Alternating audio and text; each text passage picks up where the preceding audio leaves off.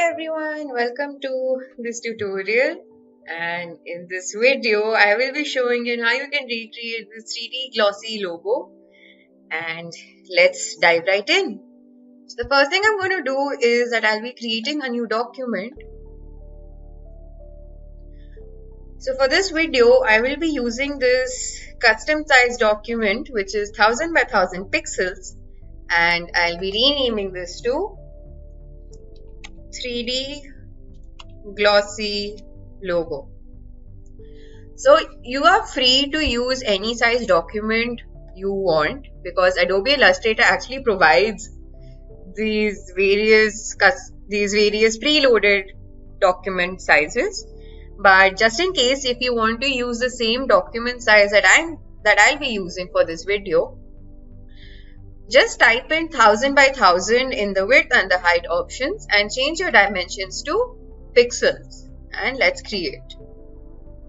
Okay, so the first things first, I want to make sure that my smart guides options has been switched on because this smart guides will be helping us a lot to make our logo. So in order to check that, we'll be going to view and just making sure that the smart guides options has been switched on. So what I'm going to do first is that I'll be creating a background color. So when you open your document, by default, this in the layers panel over here, this first layer gets opened up, right? So I'll be double clicking on this and I'll change the name from layer 1 to background. And I'll be using this rectangle shape. I do not require the fill as of now. Sorry, I do not require the stroke as of now. So I'll be just clicking on this none option. So you can see that the stroke will not be applied. And over here in the fill, I'll be using the color black. Okay.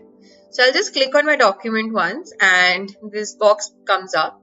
So over here we need to type in the values in the width and the height option. So our document size was 1000 by 1000 pixels. The dimensions is already there, which is pixels. All we have to do is just add in the values, which is 1000 by 1000 pixels. Enter. And with the help of the selection tool, I'll just drag the box we've just made and just fit it to our document like that. So once that's done, I'll go ahead and also lock my layer. It's like the reason why I'm locking my layer is that when I'll be recreating something like this, I do not accidentally move my background color, or I do not make something on it or move it around, and I do not want that to happen. I want the background color to be there intact the way it is. Okay, so once that's done, we can go ahead and also create a new layer from this icon. I'll double click on layer 2 and rename layer 2 to be logo. So this is the second layer. This is the layer where we will be working on. Alright. So what I'm going to do now is that coming back here to the panel, I'll be using this polygon tool for now, and I'll be using the fill to be white. Actually, I just require the stroke, so you just click on this. I'll be adding the fill later. So over here, with the help of the smart guides, I know that this is the center of my document. So I click on Shift plus Alt and just drag my mouse like this. So if you do not let go of your mouse and I want to make a triangle out of this polygon, right? So all you have to do is that just click on your down arrow key on your keyboard until you get a triangle like this. Okay. So once that's made, I'll select this, and over here in this pen tool, I'll be using this anchor point tool, and with the help of this tool I'll be just making some changes in my shape. So I'll select this path and just drag it out like this. Similarly with the other side as well. And with this line over here, I'll just bring it up like that and probably just make this a little bit more come out like that. Okay. So once that's done, we can go ahead and also round some of the edges that are there.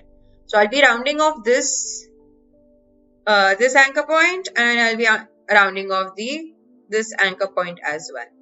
So in order to do that, I'll be using this direct selection tool.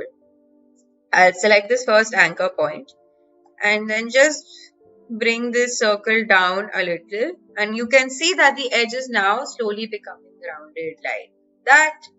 Similarly, click on this anchor point and with the help of this circle, just round this one as well. Okay.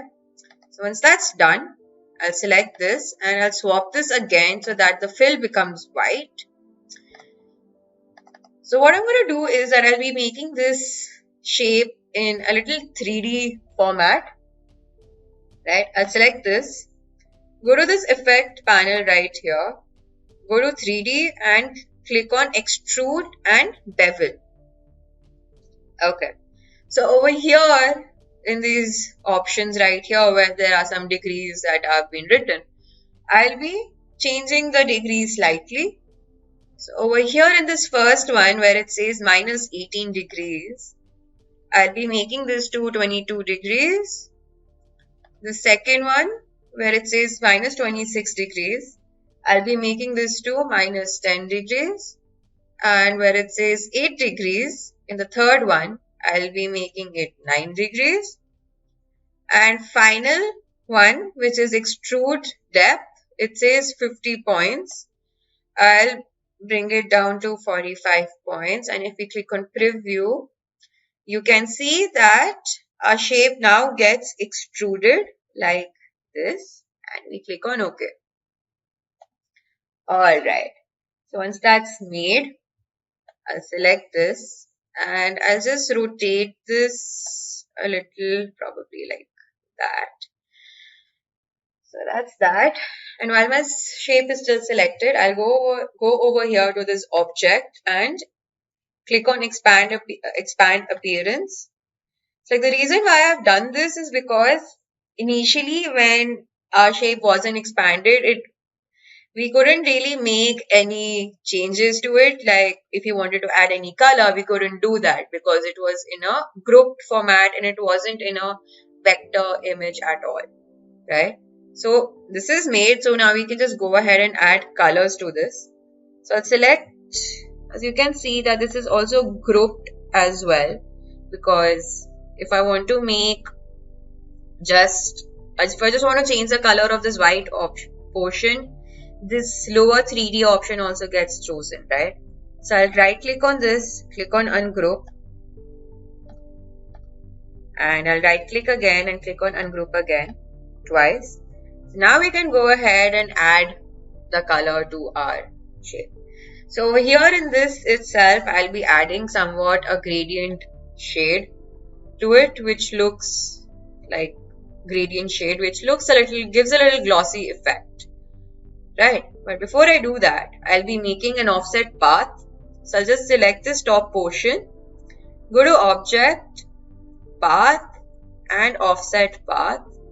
And over here, I'll be giving the value of -5. And if I click on preview, you can see like a smaller version is created like that. So if you want, you can make it much more smaller accordingly, or you can just stick to -5. But let me see how it looks with -10.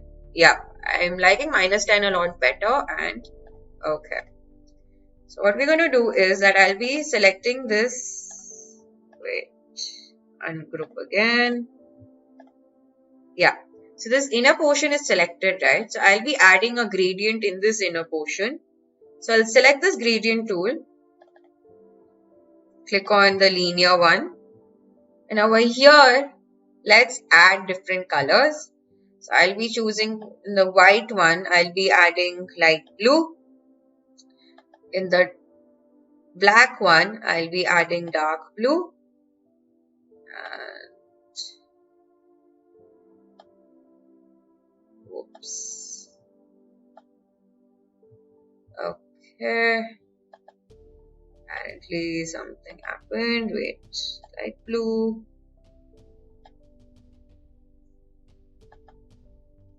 Oops. Wait.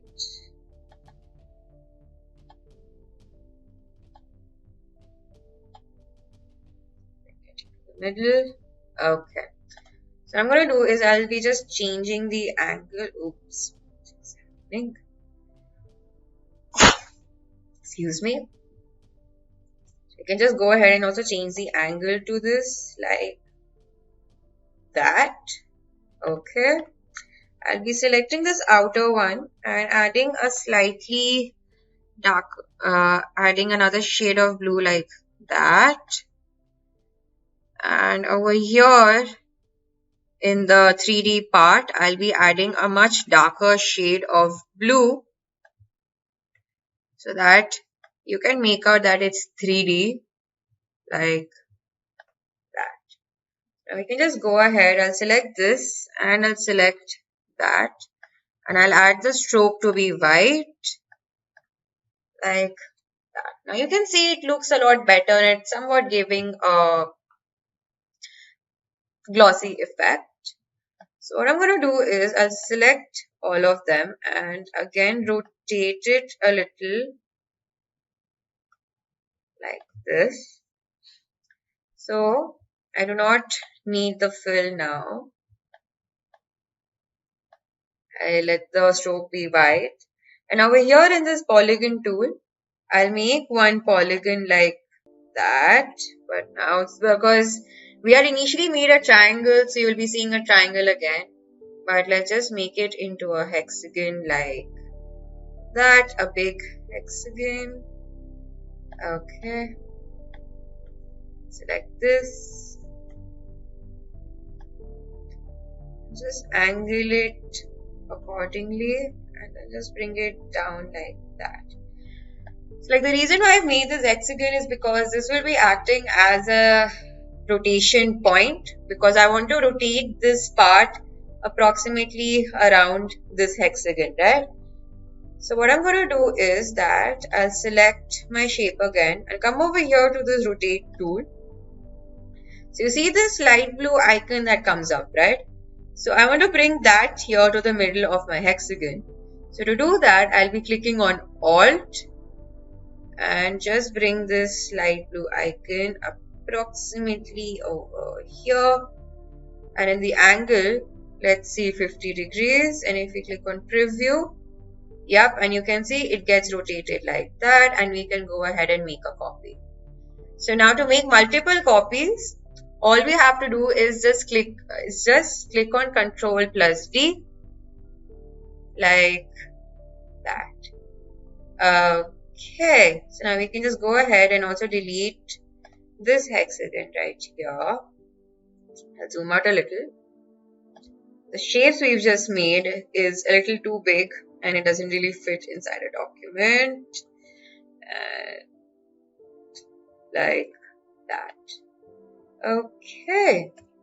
So now it's starting to look more composed and it looks very similar to what we had just made. Right, so if you want, you can let it be the way it is, or we could just go ahead and add different gradients to each one. So let's do that actually because it's going to look pretty neat. Right, so here let's just make it red and blue. Okay. In this one also, I'll be adding a dark purple color.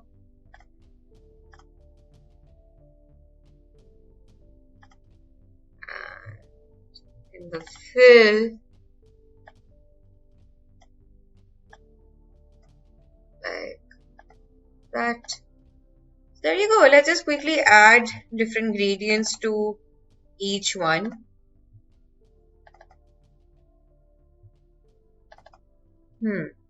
So you can fast forward this if you like, or just see the way it's done. But you do get the idea, right? So, like this.